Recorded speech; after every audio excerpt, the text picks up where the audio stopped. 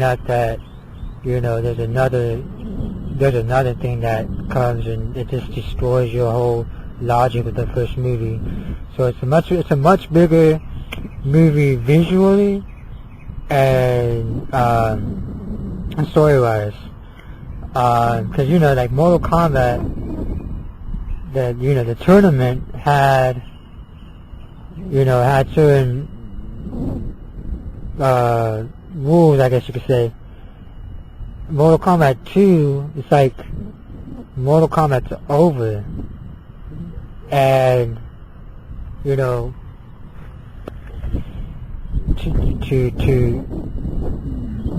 it's like the start of the invasion, which everybody is unfamiliar with, and that there's more than what was in the first film or going to be in the beginning of the second film. A lot of deception, story-wise. Yeah.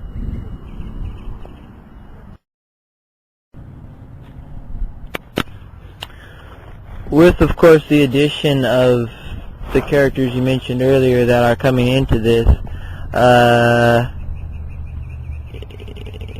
you've told me that you've got a list of 71 characters that's going to include a bunch of new characters that haven't made it into the video game yet. Yeah, that's the latest idea that hasn't made it into the script yet, but maybe it has.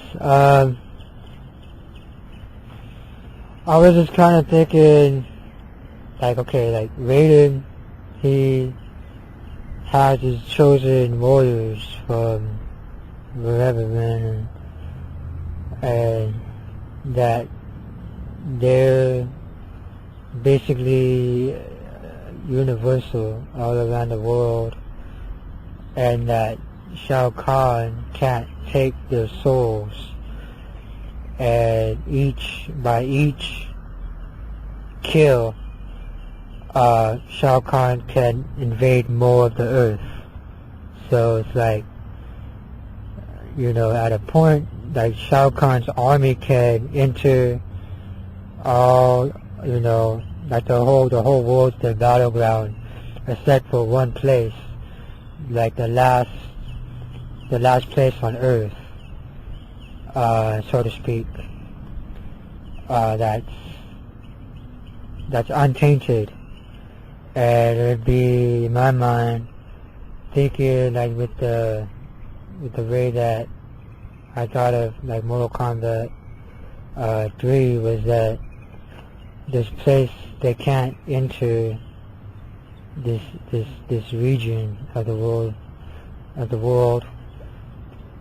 It'd be the reservation that's like the most holiest place, and that Shao Kahn, in order for him to have ultimate dominance on the world, he has to take out these 71 fighters, and all of Raiden's, that's all the 70 fighters are Raiden's, and even Raiden's one of them. So, like, on another thing, Shao Kahn, he wants to save some of the fighters for his own slaughter, you can say. The top on his list is definitely Liu Kang. He feels that Liu Kang is a big threat to his empire and to him himself. But that's all I can say at the moment about the 71 fighters. So it sounds like Raiden, as we see in this first film, like he's kind of on this high perch, or kind of we see him as a godly character. Of some degree, he's the god of thunder. And the way that I take it from you, that in the second one we're going to kind of see him step down from that position and more or less put his life on the line in Mortal Kombat. Yeah, that's a very controversial topic when it comes to Mortal Kombat, is what to do with Raiden. A lot of internet users tell me that, just to kill Raiden off, and I'm all like, and I tell them why, and they said, oh well, I get the similar response, or even the same response, that he had nothing to contribute to in the first movie. So it's like, I don't think so. There's more about him, that we, there's more about him that we should know, that the first film is kind of hinting to, or not. There's more about him. Would you see him like I see him, where he's a bit more key, essential, and so with the first film they kind of pulled back more on the character? Yeah, in this one he's more the front story.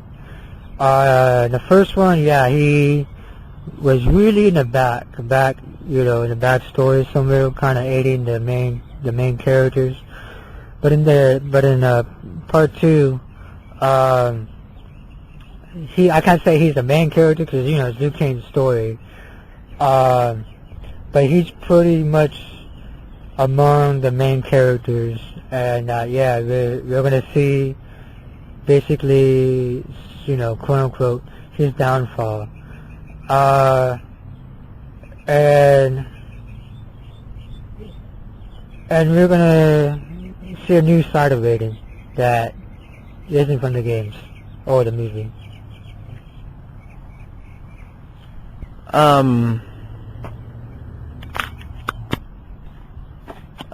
You mentioned something earlier about it, but you've got something going on with Sonya and Sindel, which, yes, I'm gonna go and spoil this for all the people that are currently watching this, but you've got something going on in this film with Sonya and Sindel, but what and where do you have in the sequel? What did I say? Yeah, the whole Sonya and Sindel idea is complex to me. I have this idea that Sonya can gradually become Sindel, and then, throughout the whole story, or that Sonya can become Sindel, but as the story goes on, that her soul would split, and then there would be like a physical Sindel and a physical Sonya. I'm still contemplating on which idea to take for the story. You mentioned the reservoir. Would this have anything to do with, or do you have any possible ideas or story for the character of Nightwolf? Oh yeah, Nightwolf is basically going to take Raiden's place to help aid Raiden's former fighters. What I mean by formal is that Raiden's not a god anymore. When Nightwolf takes his place.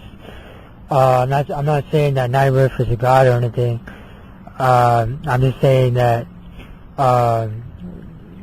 Nightwolf has knowledge from Raiden that can help Raiden's fighters you know, have